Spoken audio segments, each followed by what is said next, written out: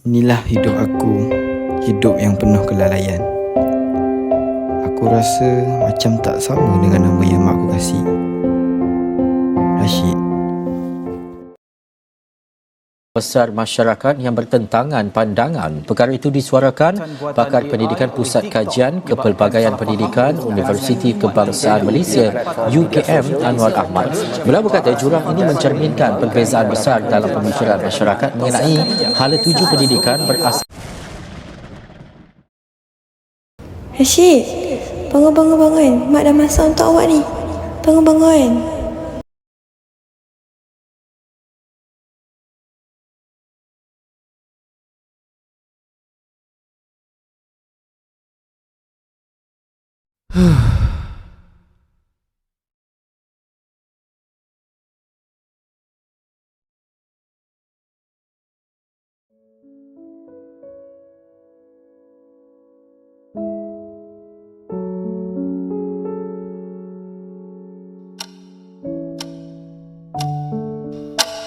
Masa yang aku ada, aku habiskan dengan teknologi.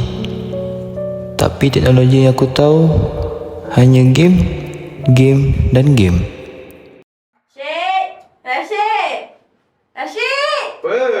Tolonglah beli barang kejap. Orang tengah main lah. Barang dapur main dah habis tau tak? Siapa nak belikan? Sibuk lah. Gila yang mana dah tak ada tau tak? Siapa nak belikan untuk mak? Nanti. Sugar kau tu bawah kaki mak lah. Diam lah. Laptop. Diam.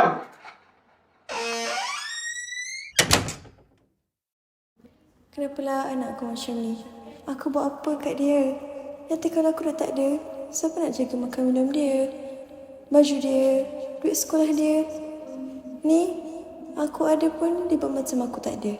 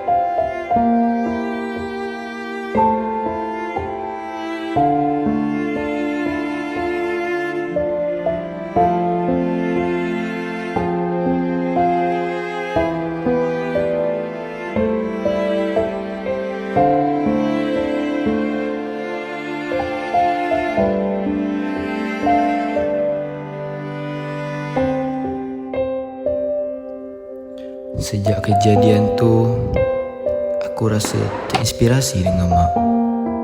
Aku cuba nak belajar. Aku cuba nak habiskan cita-cita mak. Tapi, aku rasa aku tak mampu.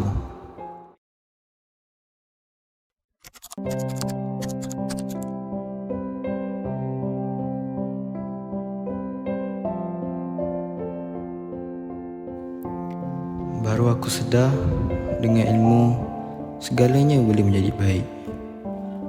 Hidup aku kini, aku rasa sangat tenang.